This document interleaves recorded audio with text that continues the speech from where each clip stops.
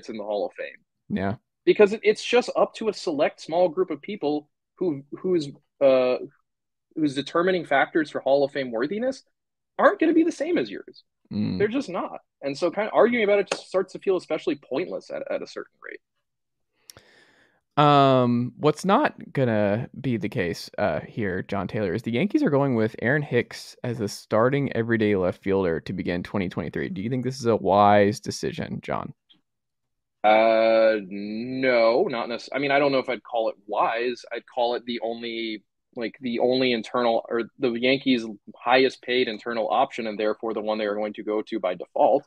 Mm. I would be kind of surprised if Hicks were the Yankees' regular left fielder throughout the season. I Yeah. think it's way more likely that he's either replaced via trade or that Oswaldo Cabrera ends up taking the great Mm. majority of his playing time in left field. Probably because Hicks isn't going to stay healthy for the Yeah. throughout the course of the season. That seems very unlikely too. He's been a very injury prone player the last few years.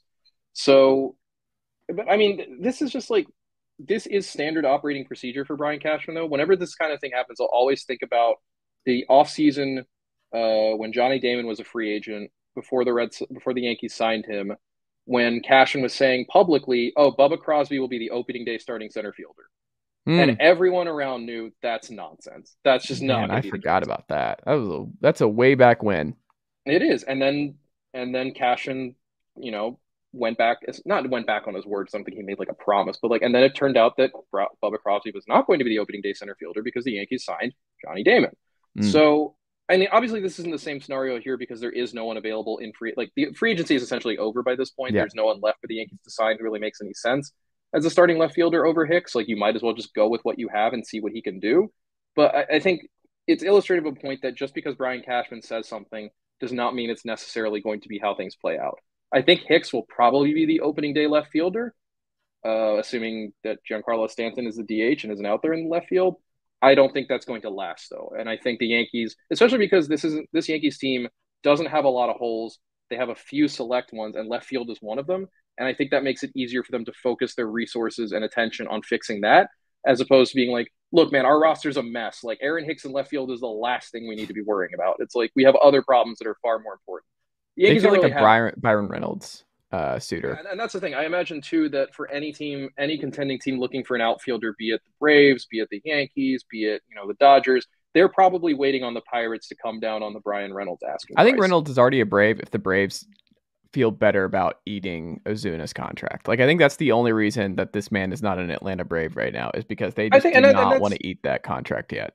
part of it too. Teams are very reluctant to eat contracts. The Yes. Yankees almost certainly don't want to eat Hicks's contract. The Braves don't want to eat Ozuna's contract. We saw how badly the Dodgers wanted to get out of having to eat Trevor Bauer's Mm. contract, even though Bauer is a sociopath who shouldn't be in the game any longer. Like it's really hard for teams to just say, for as much as a guy like Hicks can be a sunk cost, I think it's one thing to say he's a sunk cost, and another thing to say he's just we whatever, we don't need him anymore. Especially because Mm. I imagine the feeling around the Yankees is, well, look, if he's healthy, he can contribute. He's not a bad. It's not like we're talking about 45-year-old like Brett Gardner or something, or however old Brett Gardner is. This is a guy Yeah. who within the last couple of years was productive and can be productive when healthy. I just think that Brian Cashman is saying that because, quite frankly, there are literally no other options for the Yankees at this given moment. And I don't think he wants to say we're going to bench the veteran we still owe a lot of money to and start this rookie infielder kid in left field. And that makes sense to me. Let Cabrera win the job, Mm. essentially. Let Hicks lose the job first. Especially because if you're the Yankees, I don't think Aaron Hicks is going to be able to hurt you enough if he Mm. is bad that it's really going to cost you at the end of the day.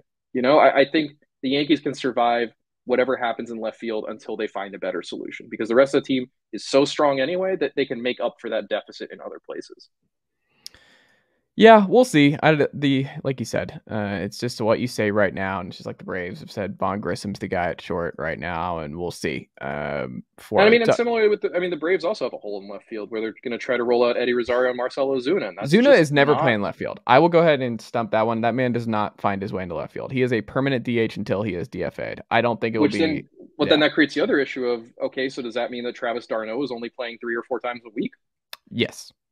That I mean that If that's that. kind of the thing is like you end up in this position where it's like sometimes you just have to get rid of these guys. And I Well, think the that one might Braves be are okay more. because Travis d'Arnaud is injury prone, and it's like if you can actually limit his at bats and limit his opportunities in the field. I don't know. I'm I okay mean, a little bit more of keeping him out for. I will say I think Yeah. that I have more faith in in Hicks being more useful to the Yankees than I do in Ozuna to the Braves. Oh And yeah, I for think if I sure. were in charge of the Braves, I understand, yeah, Ozuna's owed however much he's still owed over the next however many years. Mm, It's really clear he's just not. That is a sunk cost. You know what I mean? Like, yeah, you just at some point you just have to move on because rostering him becomes more difficult than figuring out a replacement. yeah. Because again, like I the don't think he's Yankees, on the it's roster in August. I think he's DFA'd at some point in the summer, but they are just going to be stubborn about it and really let him rack up the strikeouts and just the negative well, WAR and everything else. I think to a certain degree that's fine too because Atlanta is a team like New York where they're so strong over the rest of the roster Hmm. that they can survive Ozuna kind of flailing his way through a few months to see if there is anything left there. And I think Hmm. that's ultimately going to be the course the Yankees take. We'll give Aaron Hicks a couple of months, see if there's still anything left, see if he can stay healthy. Because if he can do the job, great. Then they don't Yeah, have to go out and expend makes more our money or lives easier. We prospect. want this to happen. It makes it easier. Exactly. But if it doesn't work, then well, they'll have to figure something else out. And I think ultimately the solution is going to be, well, let's just play Oswaldo Cabrera out there as regularly as we can. If a Brian John, Reynolds trade or something similar doesn't happen. yeah. The best odds from a team that finished last in their division last year to go first in their division this year is who? Who do you think it is? No one. I genuinely You don't got to think pick there's one, John. You got to go one. well, it's not the. I guess it's the Red Sox by Is it? default because well, look at the rest of the league. It's Yeah. in the Central, it's the Tigers, and they are not going to be a first place team. No. In the West, it's was it the Angels or was it No, it's the A's.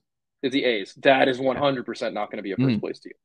In the yeah. East, it's the Nationals, not going to be a first place team. In No. the Central, it's the Pirates, not Also, going it to be was a the first place Royals team. who finished one game worse than the Okay, so Tigers. well, either Detroit or Kansas City, neither of Yeah. those two teams will be sniffing first place, except for like maybe in the first week of the season when they go like 3-2 or something. Yeah. NL Central with the Pirates or the Reds, whoever it happens to It's be, the Reds.